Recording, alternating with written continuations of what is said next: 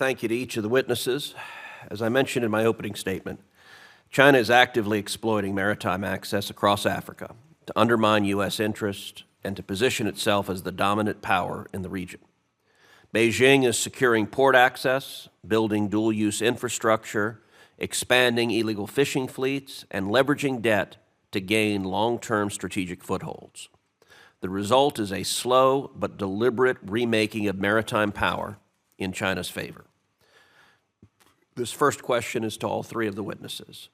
Walk us through specifically how the Chinese are exploiting African maritime access, and what would Chinese dominance of key choke points mean for global shipping, energy access, trade flows, and the security of allies who rely on those routes? Mr. Sylvester, we'll start with you.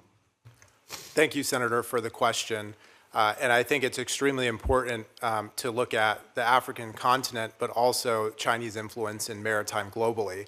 So actually, I would start upstream of what you had mentioned and look at the maritime space as a whole. So for example, China controls 95% of the container manufacturing for cargo globally. They control 60% of the shipbuilding globally. They have one of the largest shipping lines in the world as a state-owned enterprise.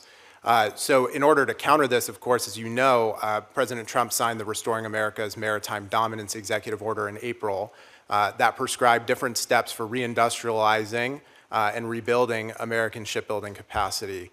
So I would start there because with those supply chain advantages, China can not only direct where ships go, but also refuse to actually send ships to American-aligned ports, not just encourage investment in Chinese-aligned ports.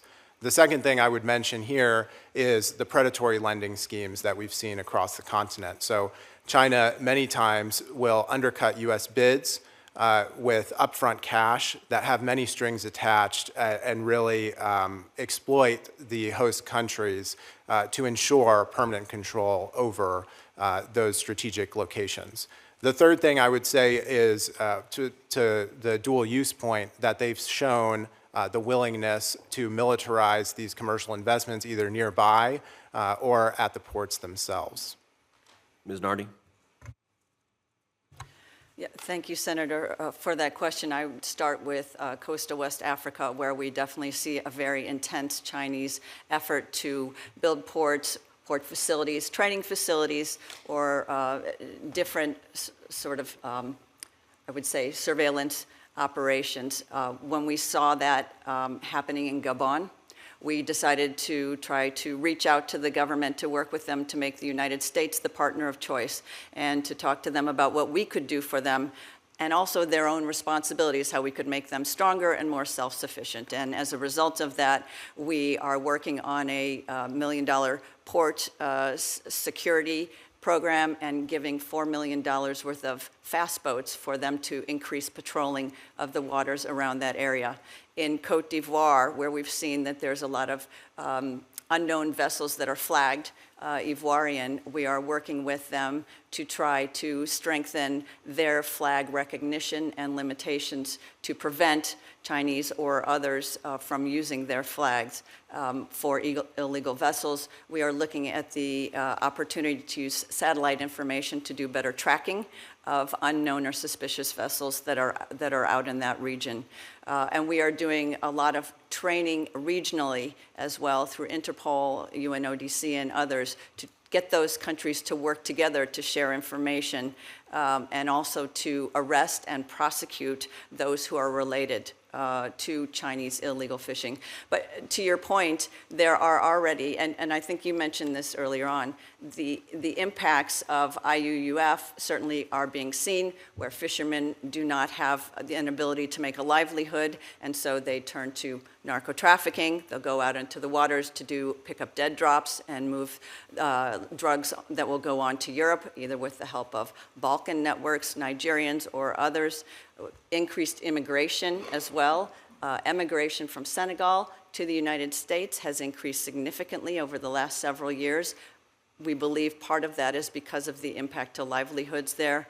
So there are a lot of immediate impacts already. The longer term impact, as my colleague noted, looking at the bigger picture, we're seeing out in the Pacific where China is offering to serve as the Navy for islands that don't have their own Navy or their own Coast Guard, and we'll do it for you. You don't need to worry about that. So that is something that we are also watching in coastal West Africa as a potential threat. Dr. Perry?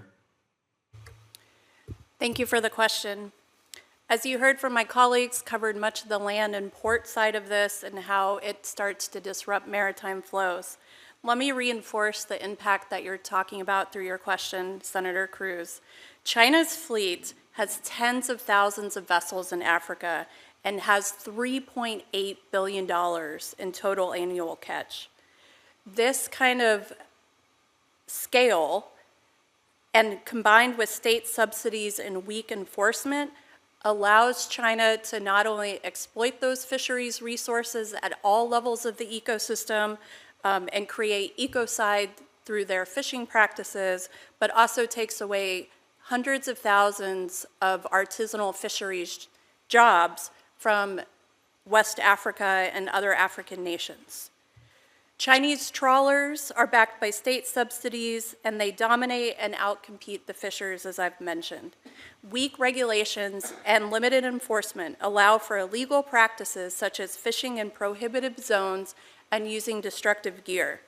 These socioeconomic impacts are severe, and Chinese industrial fishing fleets have contributed to significant overfishing and habitat destruction in West African waters. So what are we doing to combat that? I mentioned the SAFE Act. I'm the newest co-chair alongside my NOAA and U.S. Coast Guard colleagues, which brings together 21 federal agencies to develop and implement strategies for priority regions.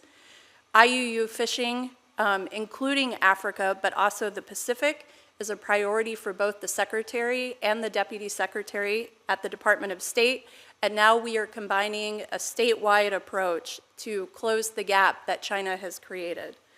But there are also good practices. You heard that this is a combination of monitoring, surveillance, and enforcement. For example, our work with Ghana has made significant progress in many of these areas.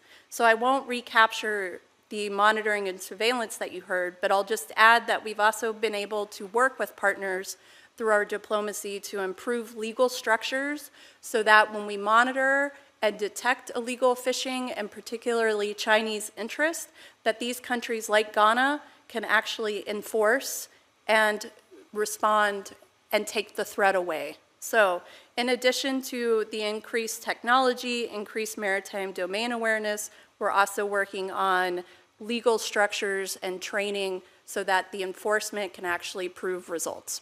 Thank you. Thank you.